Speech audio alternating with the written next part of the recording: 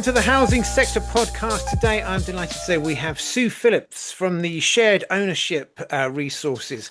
Sue and I have been in each other's orbits for a long time now. In fact, she was one of my very early supporters who helped raise a post. Today, we're going to talk about shared ownership, obviously, and a survey that's coming up. I just wanted to put at the beginning of this, I am a shared ownership resident. And overall, it has been a positive experience. It has enabled me and my wife to have a home that is ours, that we consider ours. There have been problems, but that's been down to my landlord, and I wanted to put that up there. I'm not either way. I'm not convinced it's a great idea. I'm not convinced it's a bad idea. It works to a certain extent. I wanted to put that out as an outset. Sue, thank you very much indeed for coming on the podcast. Thank you very much indeed. What is the state of shared ownership? What are your thoughts? We've got a little bit of introduction, perhaps. Okay, I think you've put your finger on it really in that introduction. Shared ownership works for some people, it doesn't work for others. One of the biggest problems at the moment is there's such a lack of data and research on who precisely it's working for and who it's not working for. Now, my take on that is that when it goes wrong, it goes it can go very, very badly wrong. It can have life-changingly bad consequences if people get into severe financial distress for issues that are shared ownership related, rather than, say, purely building safety related or purely leasehold related, although those problems do tend to overlap and intersect. So the key issue is having a better understanding of who it works for and who it doesn't work for. And that's where we come to this survey. A cross-party group of MPs are looking to understand this better. They want to know, is it working? Isn't it working? And in order to inform their understanding of that, they've put out a survey asking shared owners to report back on their experience, what's worked, what could be improved. Okay, now this is the 16th of November, and this will go live tomorrow, which is 17th of November. And the date for the closing date is the 29th of November. There will be a link to this survey in the comments, and you've provided me some information for a blog, which I'm also going to share again on Monday to help generate. And if anyone's watching this who knows shared ownerships, please share, please get them to commit. The more information we can get, the better, and it will provide there. One of the concerns I have with shared ownership is the spiraling costs of service charge, which makes my affordable home almost unaffordable, because these costs seem to just keep on going up year on year.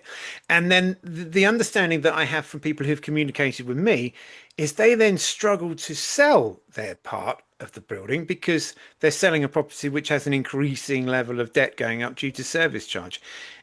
Is that an accurate description of what's going on in some cases? It's a very important part of the picture. I just want to take a step back from the survey and say the committee put out a call for evidence earlier in the year.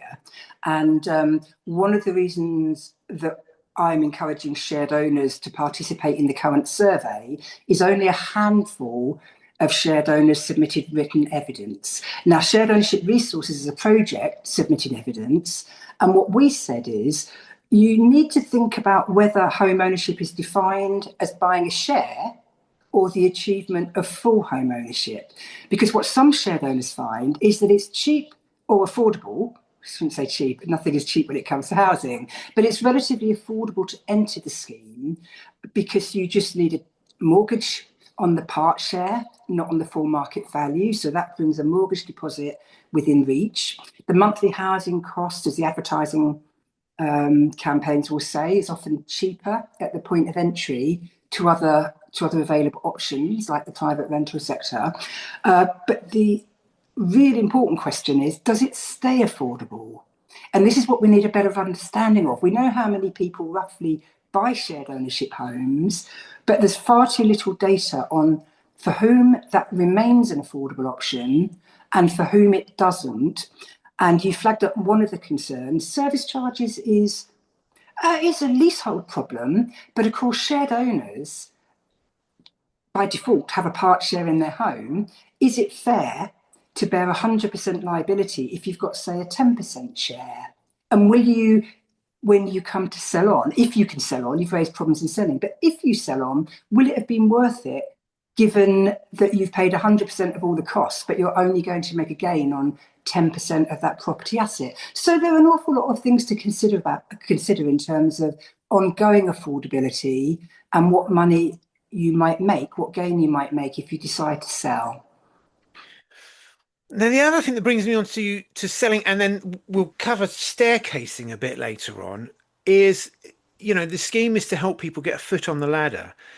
But I have had communications and conversations with people who are now staircasing up to buy the rest of, so they've got the full 100%, but they're doing that so they can then move out and rent it, which gives them a base and it also gives them an income.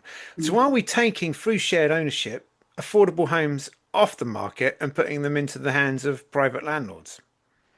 Speaking as an accidental landlord, and I am a shared owner who staircased to 100% and let my property for various reasons that I've written about on the shared ownership resources website, as kind of in terms of being my own case study, explaining part of how this project got launched and why. But so just putting it out there, I'm an accidental landlord.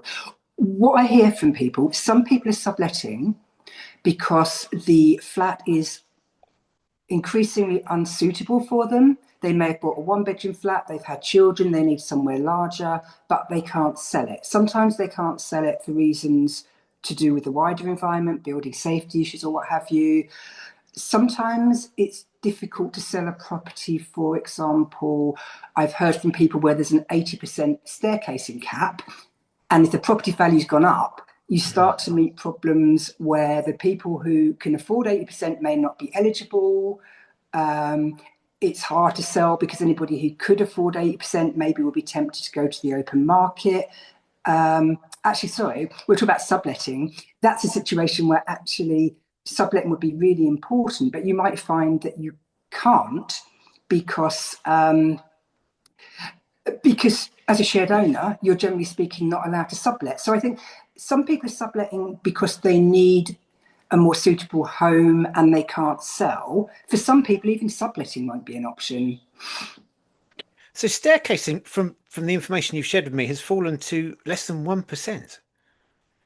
Yes, there's new research showing that there are two things that are interesting about this research. One is that staircasing rates have fallen, and this possibly reflects the fact that as the property market continues to go up, more and more people are finding that with a current market value approach to staircasing, where you're not buying the next share at the market value of your original share, you're buying at the current market value.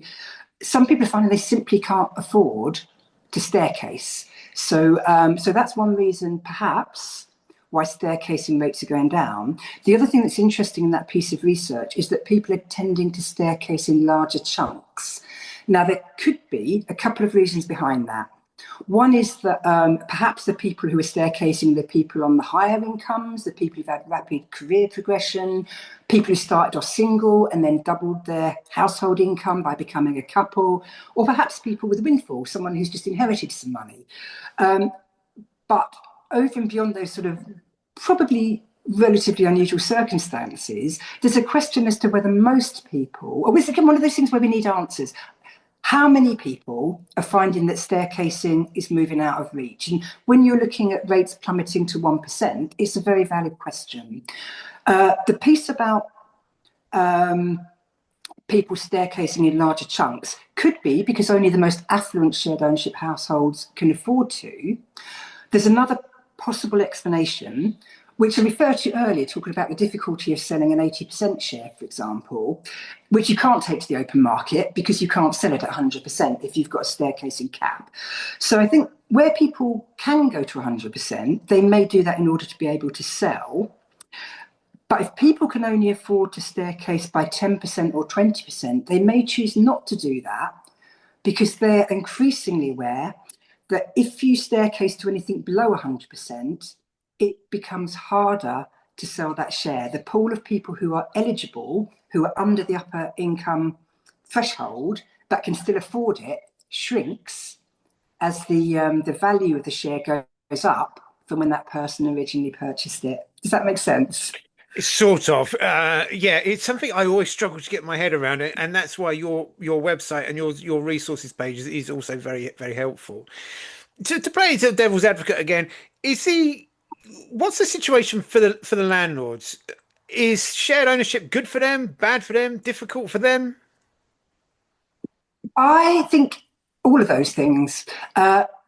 What's happened in the last few decades is that the government is putting less grant funding into housing full stop.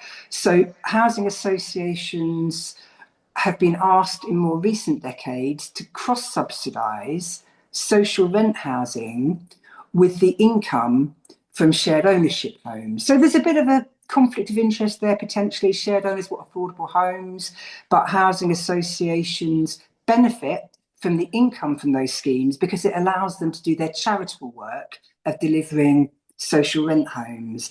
On the other hand, housing associations are really struggling at the moment. I mean, you've got the sort of issues around damp to deal with. You've got building safety issues to deal with. You've got high increases in the costs of what providers need in able to be able to provide services. I mean, insurance has gone up, other costs have gone up for reasons that are outside their control. So I think the answer is complicated. A lot of housing associations are struggling financially. When you look at those large surpluses that look huge to the person in the street, they're probably only just adequate to the demands on the funds that they've got. Things like interest cover, for example, where they've got to pay interest on their own loans to develop housing, can be very expensive. I mean, that can use up a lot of the funds. So I think it's important to understand that housing associations certainly aren't awash with spare cash at the moment, and that poses challenges for them. But of course, at the same time, you have to recognise there have been flaws in the concept of the shared ownership model, and individual shared ownership households are also unable to when an individual household gets in financial distress, the impact is very life changing. Whereas in a housing association, everybody from the CEO downwards can go home at the end of the day to their home that hopefully isn't the cause of stress. So I think I don't want to sound like I'm comparing the financial pressures on housing associations with the financial distress that some shared ownership households are encountering. You have to have an awareness of both, but they're very different things. They are, and because I only ever got into this because of the appalling behaviours of my own housing association, I have to be careful that it doesn't tarnish my opinion of the whole sector. And I am one of these people that looks at all this surplus, the surplus cash that these housing associations have, and go, well, hang on a minute, what are we doing here? Um, when when the housing associations have this, we were all written to recently inviting us to staircase, and this came at a time when we know, and again, this is my landlord I'm talking about. You can find all about it on my Green Square Cord resident support site, but this is from my personal opinion. They did this at a time when they'd had to agree to stop selling off homes that are dilapidated, and they lost their building manufacturer local homes. They couldn't afford to keep that, so it seemed to come at a time when they were financially strapped more than ever, and staircasing looked to sort of myself and the residents I was in contact as, they needed it as a lifeline. They needed people to buy this stock, to put that money on their books. Is that a fair portrait? Um, I I don't know if I can answer that. What I would say, because I'm not party to any particular housing organisation's accounts in detail or the whole sector, so it's just outside my Yeah, knowledge of their financial just a position. generic. We're not But focusing on one here. Just a sort of no. generic understanding, if you can see. What I would say is I'm all in favour of win-win solutions. If something benefits a housing association and their shared owners, then fantastic. Win-win solutions are great. What I'd be more concerned about is where something that's a win for a housing association has an adverse impact for a shared owner. So if people are encouraged to think about whether they can staircase to 100% and they find they can, and that's a benefit to them, then fantastic. if they're encouraged to staircase in smaller steps, and then it turns out that might be a problem for resale down the line, there would be a problem if shared owners weren't making informed decisions about the implications of staircasing at all and in a particular size step, if you see what I mean, 10 or 20%, or something that kept them below 100%. When it was a while back, you posted something you were going to the advertising watchdog because you felt that some shared ownership had been missold. Is that still an opinion? Is that still happening? I think it's not just an opinion.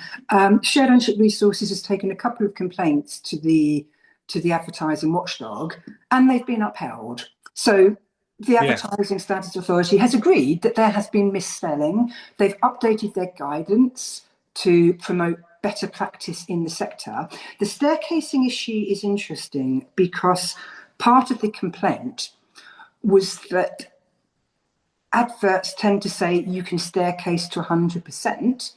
And you've referenced earlier that staircasing rates have plummeted. They were always low. They've sat around 2%, 3%. Now they've plummeted to 1%. So the shared ownership resources argument was it's a bit misleading to say you can staircase to 100% if statistically that's actually very unlikely. The Advertising Standards Authority actually disagreed with that part of a larger complaint and said that the ads are referring to the technical ability to staircase. Technically, you can, Right. even if you get priced out of it or you choose not to.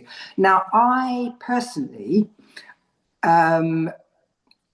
don't agree with the Advertising Standards Authority take on that, but that was their ruling. So it becomes even more important that there is transparency, if not in the ads, that elsewhere, and this is part of the role of shared ownership resources, I think, to give people the additional information that might not be in the ads so that they can make informed decisions about whether or not to buy a shared ownership home. And if they do, how to plan a pathway through the scheme that's going to have the best possible chance of good outcomes for them. Excellent. So you really are driving positive change here, and hats off to you for doing that. How welcomed have your views and the information that you're gathering, how welcomed have they been by the wider world of the housing associations? I think that some people value a critical friend perspective. The tenant satisfaction measures for shared owners are dire. I mean, they're Mm, absolutely yeah. awful. And no housing association really wants its shared owners to be dissatisfied, or at least it doesn't want them to be publicly dissatisfied, because that's going to discourage other people from coming into the scheme. So I think there's a self-interest in terms of having satisfied shared owners and good outcomes, but also most people who work in the sector individually, they are motivated by the idea of providing homes for people. So I think that I think there's an irritant value, but also there's an acknowledgement of the usefulness of an honest critical friend function. Yeah. My landlord would probably buy my share off us happily. Here, take the money. Go, get out of here. So Mm. let's get. So we've got that survey. The deadline for November the 29th. That's right. When will the results be published? The committee hasn't published that information. It's certainly when you look at previous select committee inquiries, it takes them a while to go through the information to form an opinion based on the evidence they've received. There's been a lot of evidence already in terms of the written submissions, not many from shared owners, only a handful. That's why this survey is so important.